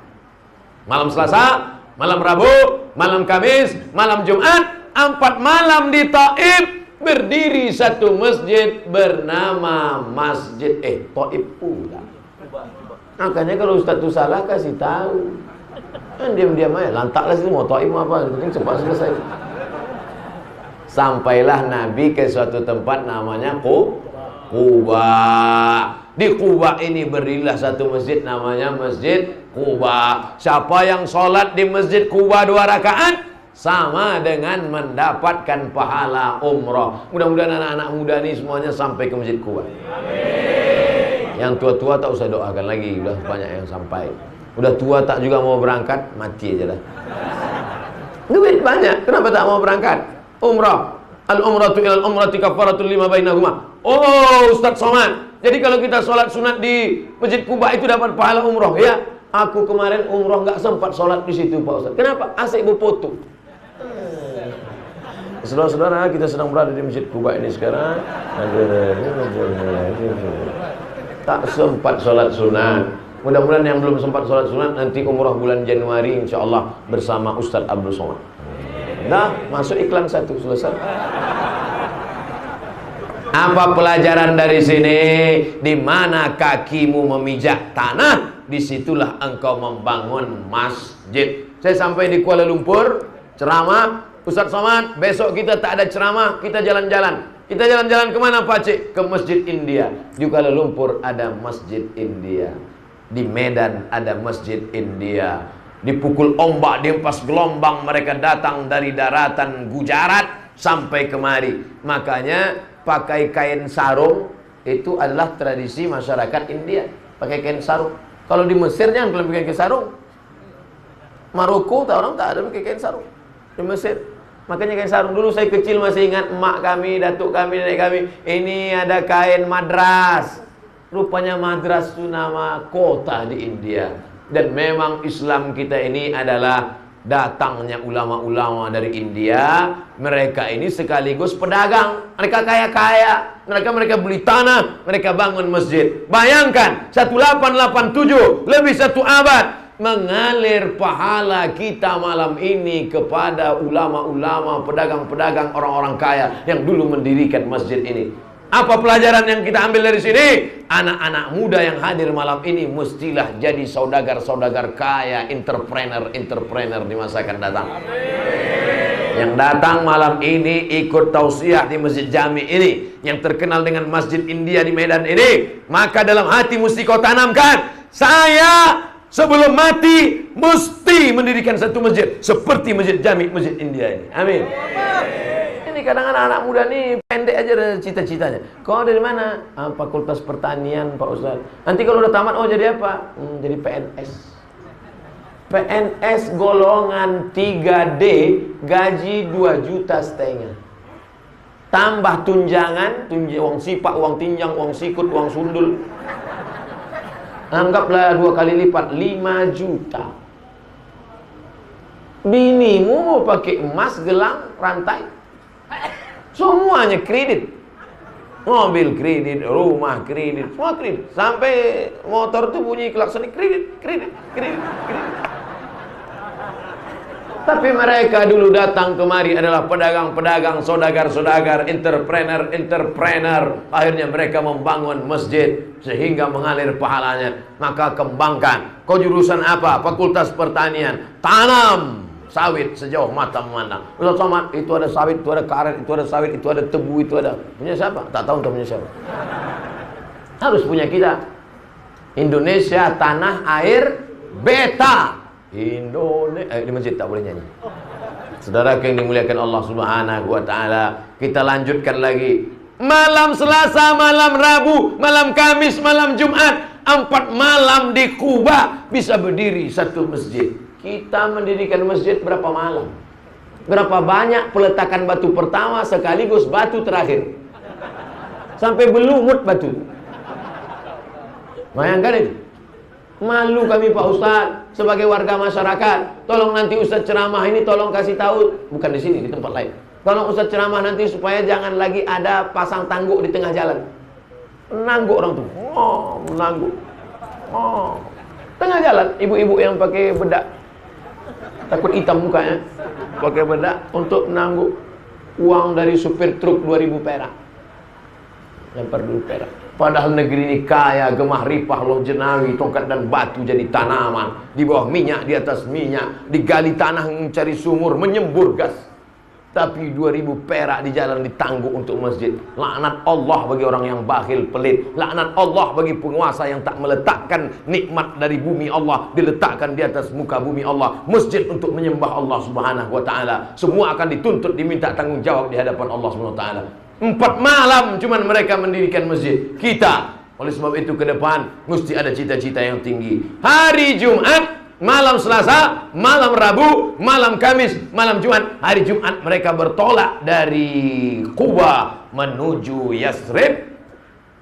Pas masuk waktu sholat Jumat, sampai di kampung Bani Salamah, maka kemudian Nabi pun melaksanakan sholat Jumat. Tempat kening Nabi sholat Jumat itu yang disebut dengan Masjid Al-Jumu'ah.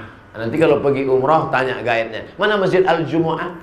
Tapi pengalaman saya bawa jamaah umrah, belum pernah ada jamaah nanya, Ustaz, di mana Masjid Al-Jumu'ah? Yang ditanya mereka, di mana jual batu cincin? Di mana jual batu? Ustaz, tolong tunjukkan di mana jual tasbih tolong onta. Lama memilih tasbih, lebih lama pula milih tasbih daripada bertasbih.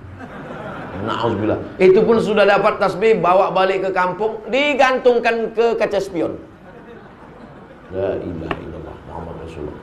Sampai akhirnya hari Jumat mereka masuk ke kota Al-Madinah Al-Munawwarah. Yang pertama dilakukan Nabi adalah membangun masjid, mempersaudarakan antara muhajirin dan ansar. Di antara ansar ini, orang Madinah, ada Aus, ada Khazraj. Dipersaudarakan antara Aus dan Khazraj. Malam ini, walaupun ini masjid komunitas saudara-saudara kita dari India, apakah ada yang melarang? Ustaz Somad, karena hidung kau pesek, kau jangan ceramah sini. Tak ada. Tak dilihat kau datang dari mana, tak dilihat kau suku apa. Semuanya mengatakan la ilaha illallah Muhammadur Rasulullah. La farqa bainal arabi wal ajam. Tak ada beda antara yang Arab dengan yang bukan Arab. Wala farqa bainal abyadi wal aswad. Tak ada beda antara yang kulit putih dengan kulit hitam. Kullukum min Adam. Semua dari Adam. Wa Adam min turab. Adam dari tanah. Dari tanah balik kepada tanah. Apa yang disombongkan? Apa yang diangkuhkan? Oleh sebab itu yang ditengok adalah amal. Innallaha la yanzuru ila ajsamikum. Allah tak menengok badan kamu. Wala ila suwarikum. Allah tak menengok rupa wajah kamu. Walakin yanzuru ila qulubikum. Yang ditengok Allah hati kamu. Wa a'malikum. Dan amal kamu. Ada zahir, ada batin. Yang zahir amal, kerja. Yang batin hati yang bersih. Bersih hati, bersih amal. Berani menghadap Allah Subhanahu wa ta'ala. Itulah pelajaran. Oh, tadi saya janji dari jam 9 kurang 15 sampai jam 10 kurang 15. Rupanya sekarang sudah jam 10 lewat 5. Maka saya sudah korupsi 20 menit. Kenapa tiba-tiba Ustaz semangat malam ini? Rupanya tanah bertuah yang dipilih didirikan Masjid Jami ini membuat kita bersemangat. Semangat mereka pula lah yang membangkitkan kita semangat menghadapi tahun hijrah 1441 Hijriah ini, insyaallah. Amin ya rabbal alamin. Takbir. Apakah ceramah Ustaz Somad ini cukup? Ceramah Ustaz Somad tentang hijrah yang disampaikan malam ini 1 jam lebih 20 menit ini hanya seujung kuku. Makanya nanti kalau ada tablik akbar di Tanah Lapang Merdeka, kalau ada lagi tablik akbar di Masjid Agung, kalau ada lagi tablik akbar di Masjid Raya, kuncinya datang, duduk, dengar, diam. Ngantuk-ngantuk sikit tak apa-apa. Diampunkan Allah SWT.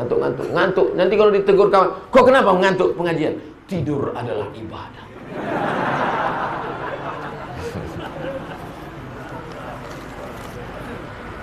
Ustaz, Masjid Jami ini kebetulan berada di komunitas India Muslim. Bagaimana sejarah keberadaan masjid dan peran warga Muslim India?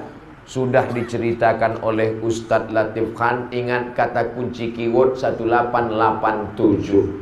Di Pulau Sumatera, negeri yang paling hebat adalah Medan, Sumatera Utara. Makanya menjadi tujuan datang saudara-saudara kita dari bumi Tiongkok. Itulah disebut dengan pecinan. Dan sampai hari ini rumah Chong Api menjadi saksi bagaimana dulu mereka di sini. Dan ada satu tanah yang dia kasih, lalu kemudian dibangun oleh Sultan Delhi. Itulah dia Masjid Chong Api dulu orang dulu.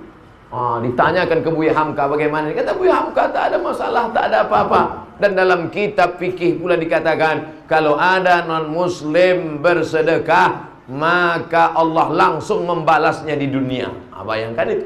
Makanya kalau ada orang baik-baik, dia tak seakidah dengan kita, mau ngasih, ambil. Kalau mau selamat di dunia akhirat, ajak dia bersyahadat. Ajak dia. Kau nanti dibalas Allah di dunia, tapi kalau kau mau balas 2 kali di akhirat, kau sebutkan keywordnya. Asyhadu an la ilaha illallah. Masalah sunat, tak sakit kali. Sakit-sakit sikit aja. Nah, adapun saudara kita dari komunitas Muslim India, datanglah kemari. Sebagian pula datang dari India Tamil yang Hindu, maka kita mengenal ada kampung keling. Dulu orang Inggris datang kemari untuk apa? Mengambil tembakau, karet, rempah-rempah. Makanya ada rel kereta api peninggalan Inggris, Belanda, segala macam, kerajaan multi. Makanya kalau ada orang mau mengajar orang Medan bagaimana hidup bernegara, bagaimana hidup berkomunitas, bagaimana hidup berbeda, lalu diceramahinya orang Medan, itu sama dengan mengajar itik berenang. Nah, Bapak Ibu Saudaraku, kalau baca kitab Sunan Tirmidzi ditulis oleh Imam Abu Isa At-Tirmidzi, tak paham, baca syarahnya. Apa nama kitab syarahnya? Syarah Sunan Tirmidzi itu namanya Tuhfatul Ahwazi, ditulis oleh Imam Al-Mubarakfuri dari India. Begitu juga dengan Aunul Ma'bud. Banyak ulama-ulama kita yang datang dari India. Ada pesantren terbesar di dunia, itu namanya Nadwatul Ulama, yang ditulis oleh Imam Abul Hasan An-Nadwi. Abul Hasan An-Nadwi. Banyak orang Medan sekolah di Nadwatul Ulama. Begitu juga dengan di nama negerinya Lucknow di India. Jadi India pernah menjadi pusat peradaban Islam. Itulah mengapa sampai hari ini sejarah-sejarah. Makanya kata Cak Nun, MH Ainun Najib, hebat Allah memperlihatkan di dunia. India yang komunitasnya Hindu, tapi justru objek wisatanya Islam. Apa dia? Taj Mahal. Kita yang komunitasnya Islam, justru objek wisatanya adalah Candi Borobudur. Allah Subhanahu wa taala mau menunjukkan begitulah hebatnya dulu Islam di India, dan mereka datang membawa Islam ke tempat kita. Makanya beberapa budayanya kelihatan sampai hari ini, dari mulai kain sarungnya, dari mulai mazhab. Karena Gujarat ini bermazhab Syafi'i, selainnya bermazhab Hanafi. Makanya komunitas yang datang bermazhab Syafi'i, walaupun sebagian ada bermazhab Hanafi. Dan ketika Islam sudah mulai runtuh, heboh dengan politik, tapi kemudian datang gerakan baru, juga datang dari bumi India, yang dibawa oleh Maulana Ilyas, lalu kemudian Maulana Zakaria Kandahlawi, lalu kemudian datanglah orang berbondong-bondong. Beliau tak pernah menyebut jamaah tabligh, orang yang menyebut, karena pesannya adalah tabligh, mengajak apapun partaimu, apapun golonganmu, apapun bangsamu, apapun sukumu, yang penting ramaikan masjid, hidupkan sunnah-sunnah Rasulullah Sallallahu Alaihi Wasallam. Orang lain aja mengejek. Jamaah apa tuh? Jamaah tabligh. Jamaah apa tuh? Jamaah kompor. Jamaah tuh? Jamaah KUPJ, kelompok Ustadz Panjang Gangwi gitu.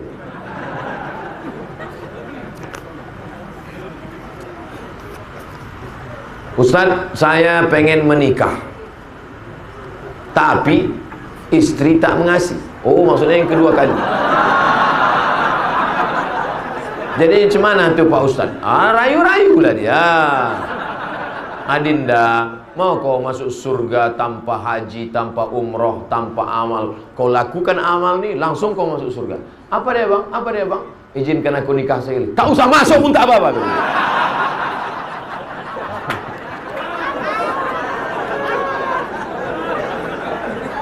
Itu dia tadi bukan nanya, dia mancing-mancing aja. Nama saya Fitri. Bolehkah saya ungkapkan perasaan saya kepada laki-laki? Bolehkah saya mengungkapkan perasaan saya kepada laki-laki yang saya cintai?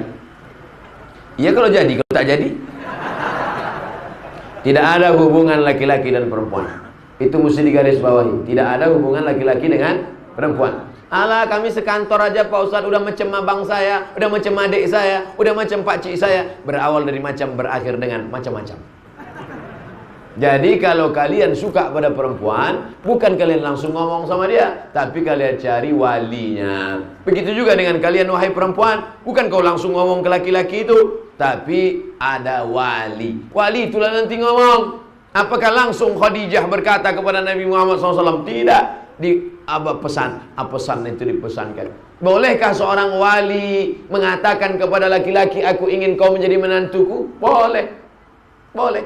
Kenapa? Karena niat baik mesti disampaikan. Orang-orang baik. Ini banyak nih anak-anak muda yang laki-laki yang soleh-soleh, yang baik-baik. Kan kasihan kalau dia sampai nikah sama BCL, bini celaka. Mesti harus dapatnya juga yang baik-baik. Oleh sebab itu maka tidak ada hubungan laki-laki dengan perempuan. Kalian kalau suka, sampaikan kepada walinya. Wali perempuan itu ada 6. Wali perempuan ada 6. Ayah, kakek, abang, adik, abang ayah, adik ayah. Mereka ini yang bicara. Anakku, iya ya, itu ada orang bertamu di luar, mau menengok kau. Kalau dia setuju, diam.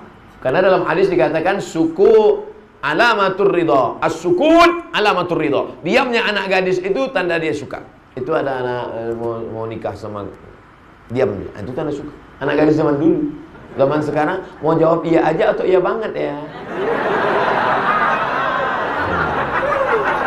Nah, begitu juga wali tadi. Nampaknya anak gadisnya itu selalu menengok video qori ada dari Medan. A'udzubillahi minasyaitonirrajim. Bismillahirrahmanirrahim. Tengoknya, oh nampaknya anakku ini suka sama qori ini. Didatanginya qori itu. Nah, besok kau datang ke rumahku ya. Kebetulan aku ada anak gadis, kau tengok dulu. Kalau kau suka kita lanjutkan. Tapi kalau kau tak suka jangan kau ceritakan orang lain. Kau pancung kepala kau nanti. Yalah pak, yalah pak. Datanglah anak lajang tadi, tapi anak gadis itu tak tahu, karena nanti bisa menimbulkan fitnah. Datang anak lajang itu, suruh anak gadis itu membawa air, dibawakannya lah air. Pas dia bawa air itu kau tengoklah.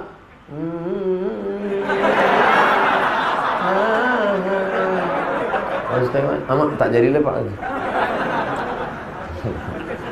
Jangan kau nikah karena cantiknya, karena cantik akan berubah. Jangan kau cinta nikah karena sukunya, karena tak ada suku yang paling mulia kecuali suku karena kesucian hati dan takut pada Allah. Jangan kau nikahi dia karena hartanya, hari ini kaya, besok jadi miskin, susah, miskin papa. Tapi kau nikahi dia karena la ilaha illallah Muhammadur Rasulullah. Pak Ustadz, semoga selalu dalam lindungan Allah, amin. Mengapa pada malam hari raya kedua, malam 2 Syawal, malam setelah hari tasyrik dilarang untuk mengumandangkan takbiran? Bercampur aduk Syawal sama tasyrik ini. Mengapa pada malam hari raya kedua, malam 2 Syawal itu Idul Fitri? Kalau tasyrik itu Idul Adha. Kalau Idul Fitri mulai takbirnya 2 pendapat. Pendapat yang pertama mengatakan mulai takbir itu sejak sore tenggelam matahari, mulai maghrib. Allahu Akbar, Allahu Akbar, Allahu Akbar, dari maghrib. Pendapat yang kedua mengatakan besok waktu mau berangkat sholat id itu baru takbir. Habis tak boleh lagi takbir setelah khatib naik mimbar. Naik khatib ke atas mimbar. Allahu Akbar, Allahu Akbar, Allahu Akbar. Allahu Akbar, Allahu Akbar, Allahu Akbar. Allahu Akbar, Allahu Akbar, Allahu Akbar kabira. 9 kali habis. Untuk bulan Syawal. Adapun untuk Idul Adha, maka takbirnya mulai 10, 11, 12, 13. Haram puasa. Kenapa? Hari raya tasyrik, hari menjemur daging. Tasyrik diambil dari kata syarraqa, yusyarriku, terbit matahari. Saat menjemur daging panas, daging dijemur. Itu hari raya mengagungkan Allah. Wadhkurullaha fi ayyamin ma'lumat. Banyak-banyak berzikir mengingat Allah pada hari-hari yang sudah ditentukan Allah. Tanggal 8 hari Tarwiyah, tanggal 9 hari Arafah, tanggal 10 hari Nahar, tanggal 11, 12, 13 hari Tasyrik. Sampai petang menjelang matahari tenggelam tanggal 13 habis takbir. Mengapa surat Al-Fatihah disusun paling pertama dalam Quran? Padahal surat pertama turunkan Al-Alaq. Iya juga.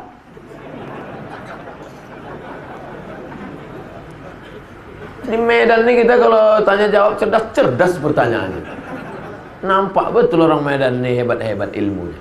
Tempat lain tanya, Ustadz, kenapa Nabi Adam sama Hawa itu nikahnya siapa pak kuahnya?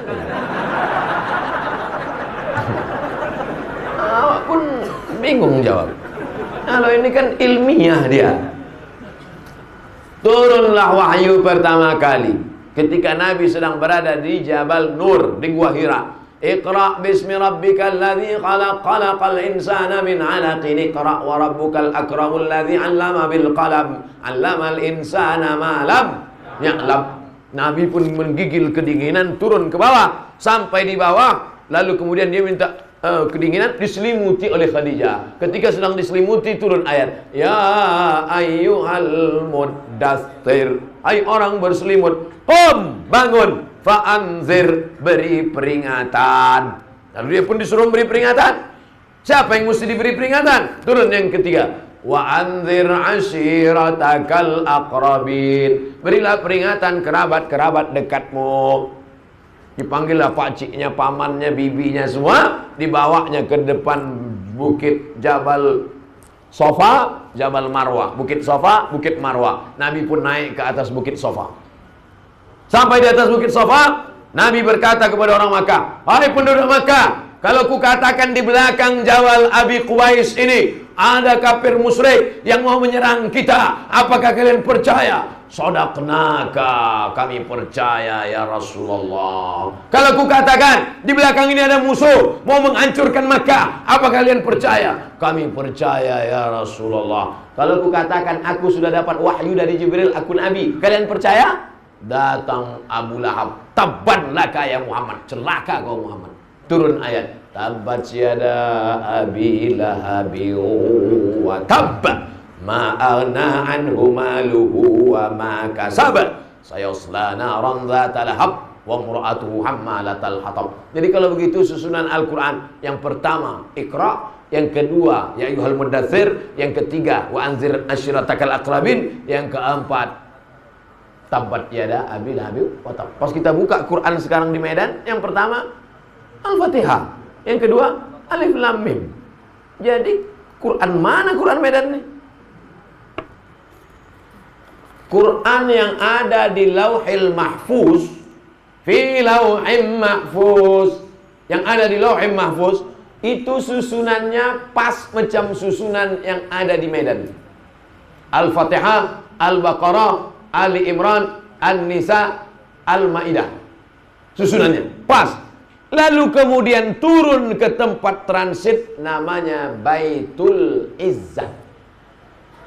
Turun di tempat Baitul Izzah, berhenti dia di Baitul Izzah. Lalu dari Baitul Izzah turun ke Nabi. Itulah yang menurut susunan secara historikal, secara sejarah tadi. Datang Jibril membawa Iqra, datang Jibril membawa ya ayyuhal muddatsir, datang Jibril membawa wa ashiratakal aqrabin, datang Jibril membawa tabbat syada. Datang orang bertanya tentang haid, turun ayat haid, yas'alunaka 'anil mahid qul huwa adza. Datang orang bertanya tentang sedekah, yas'alunaka 'anil madza yunfiqun. Bertanya mereka tentang khamar, yas'alunaka 'anil khamri wal maisir. Lalu kemudian menjelang Nabi meninggal dunia, disusun lagi Al-Quran itu persis seperti susunan yang ada di Lauhil Mahfuz. Makanya mukjizat Al-Quran diantaranya adalah mukjizat cara turunnya. Turun acak 22 tahun, 2 bulan, 22 hari. 22 tahun, 2 bulan, 22 hari. Susunnya acak kadut kacau balau, tapi bisa disusun ulang sebelum Nabi meninggal, persis seperti susunan yang ada di Lauhil Mahfuz. Jelas? Jadi Pak Ustadz, sebelum Nabi meninggal Quran itu sudah tersusun macam yang sekarang? Ya, macam sekarang. Tapi ada di kepala sahabat, sudah macam ada sekarang. Al-Fatihah, Al-Baqarah, Ali Imran, An-Nisa, Al-Maidah sampai An-Nas. Tapi tak ada wujudnya zahir. Adanya di kepala mereka. Dalam bentuk apa? Dalam bentuk Quran digital. Main klik-klik aja. Klik Al-Baqarah muncul, klik tiba-tiba yang di dalam kepalanya klik-klik tadi meninggal. Gara-gara memerangi Nabi palsu. Namanya Musailamah Al-Kadzab. Nama kampungnya Yamamah. Dibuatnya surat palsu. Wal fil wa ma adraka mal fil lahu zailun tawil. Demi gajah, tahukah kamu apa gajah itu? Ekornya panjang. Datang Abu Bakar Siddiq, perang. Maka diperanginya lah si nabi palsu tadi. Meninggal 70 orang penghafal Quran. Datanglah Umar bin Khattab menjumpai Abu Bakar. Wahai Abu Bakar, ya, ini Quran nampaknya harus kita bukukan jadi satu buku. Karena Quran yang ada di kepala tadi udah banyak penghafalnya yang meninggal. Apa hikmah dari sini? Bahwa tentara-tentara zaman Abu Bakar itu adalah para penghafal Quran. Makanya anak-anak kita ini mesti hafal Quran. Nanti dia jadi tentara, tentara hafal Quran. Dia jadi polisi, kapolres hafal Quran. Dia jadi kapolri, kapolri hafal Quran. Dia yang akan memperjuangkan Al-Quran. Takbir. Nah, lalu kemudian setelah itu kata Abu Bakar, aku tak mau membukukan Quran karena Nabi tak pernah menyuruh, Nabi tak pernah membuat. Maka kalau tak dibuat Nabi adalah bid'ah, wa kullu bid'atin dhalalah wa kullu dhalalatin finnar. Kata Umar, ini kalau tak kita buat nanti hafal penghafal sudah banyak meninggal. Ada manfaatnya. Akhirnya Allah membukakan pintu hati Abu Bakar. Lalu ditusunlah tim. Diambillah Quran-Quran yang tertulis di pelepah korma, di tulang onta, di batu lepes. Akhirnya jadilah satu Quran tertulis. Tapi sudah ada di kepala para sahabat. Mutawatir. Kalau satu orang gharib, kalau dua orang aziz, kalau tiga orang masyhur. Tapi kalau menghafal banyak orang, hafalannya sama, namanya mutawatir.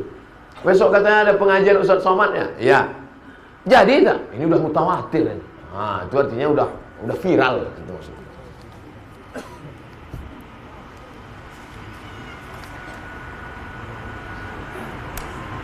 Apa yang dilakukan anak muda menghadapi tahun Hijriah ini, Pak Ustaz? Apa kira-kira pendapat Ustaz tentang hijrah yang baik? Nabi menjawab, bukan saya.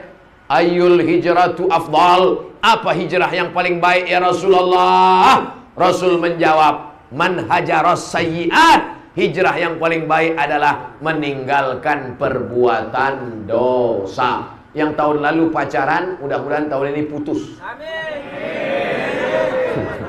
Takut, hujan. Yang tahun lalu masih lagi tunangan-tunangan, mudah-mudahan tahun hijrah ini nikah segera.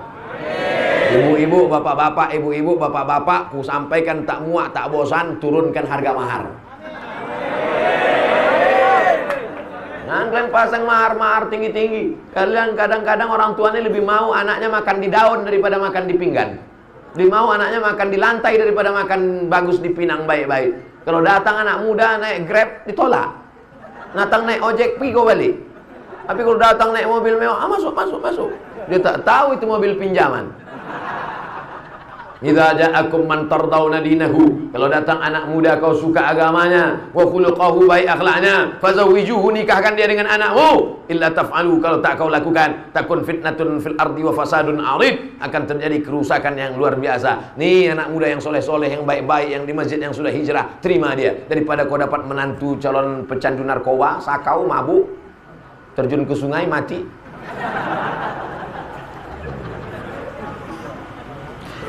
Siapa orang yang hijrah itu? Apakah pindah tahun? Apakah pindah tempat? Nabi menjawab, wal muhajir man hajara manahallahu an. Orang hijrah adalah meninggalkan yang dilarang Allah. Yang kemarin sibuk makan pil anjing gila, sekarang makan durian. Yang kemarin sibuk pakai sabu-sabu narkoba, sekarang justru sibuk mengajar pengajian-pengajian. Kita doakan nanti di akhir majelis, mudah-mudahan yang belum dapat hidayah dibukakan Allah pintu hidayah.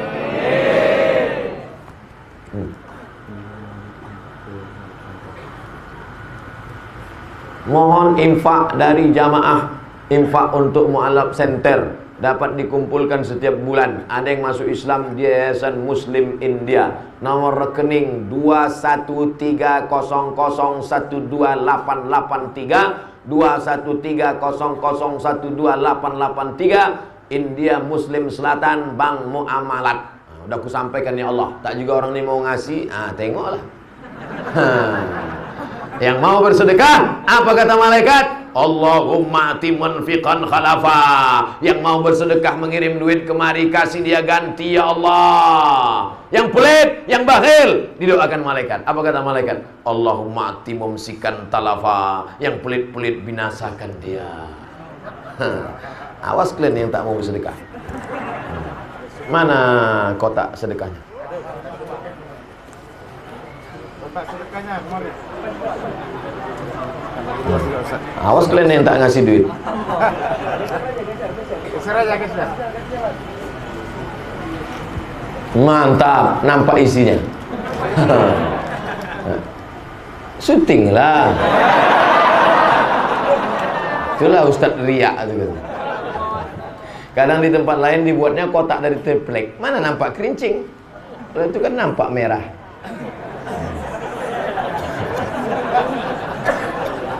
Tarkul amal li ajlin nas ria. Tak jadi bersedekah karena takut dipuji orang, ria. Saya tadi sebetulnya takut. Nanti kalau aku masukkan dipuji orang pula nanti. Harus dilawan. Pujilah. Wal amal li ajlin nas syirik. Beramal karena ingin dipuji orang, syirik. Tak jadi bersedekah karena takut dipuji orang, ria. Beramal karena ingin dipuji orang, syirik. Jadi gimana caranya? Masukkan duitmu, luruskan niat. Ya, aku sebetulnya mau ngasih tadi. Kenapa tak jadi? Takut aku dipuji orang. Aku sebetulnya udah lama mau sholat ke masjid India itu. Kenapa kau tak ke masjid? Takut aku ria. Makanya aku di kamar aja. Kalau gitu nanti lama-lama, aku sebetulnya udah lama mau sembahyang, terus takut aku ditengok orang. Jadi akhirnya aku tak sembahyang. Laksanakan, luruskan niat. Mudah-mudahan kita termasuk orang yang ikhlas. Ustadz, minta tolong doakan teman saya. Nanti namanya saya sebut, takut saya disebut sini dicari orang pula nanti. Badriyah binti Abdullah, berasal dari Fatani, Thailand Selatan, yang sedang dijajah oleh Siam, Thailand. Sedang kuliah di Mesir Al-Azhar. Nanti di akhir majelis kita doakan semuanya. Kertas terakhir, Ustadz, sudah banyak dakwah kita sampaikan dalam berbagai acara kajian. Kenapa terasa lambat kesadaran umat Islam, Pak Ustadz? Apa faktornya, Pak Ustadz? Atau materi kajiannya, Pak Ustadz? Entahlah. Aku rasanya kajian semua udah aku sampaikan. Sampai-sampai yang tak boleh disampaikan pun aku sampaikan.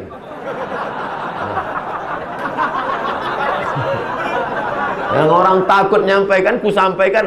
Kena lapor. Udah semua aku sampaikan, udah. Kita hanya disuruh menyampaikan. Masalah orang hatinya terbuka tak terbuka itu bukan urusan kita, itu urusan Allah Subhanahu wa taala. Sampaikan. Sampaikan. Ya ayyuhar rasul balligh. Ya Rasul, ya Muhammad SAW, balligh ma unzila ilaika min rabbik. Sampaikan semua yang diperintahkan Allah. Sampaikan. Meninggal Buya Hamka, selesaikah masalah? Tidak. Meninggal mufti kerajaan Delhi, Syekh Hasan Maksum, tak selesai masalah di Medan. Memang dunia ini sengaja tak diselesaikan supaya ada warisan anak cucu kita di masa akan datang. Allah tak menilai kita. Apakah Allah bertanya kepada komunitas muslim India di Medan yang dulu membangun masjid ini? Allah tak tanya mereka berapa yang sudah kau islamkan, tapi yang ditanya Allah, apa yang sudah kau buat.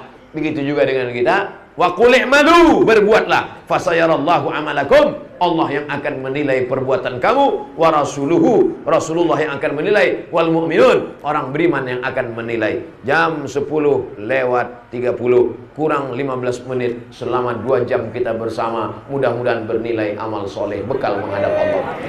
Ala hazihin niyah wa kulli niyatin salihah. Al-Fatihah.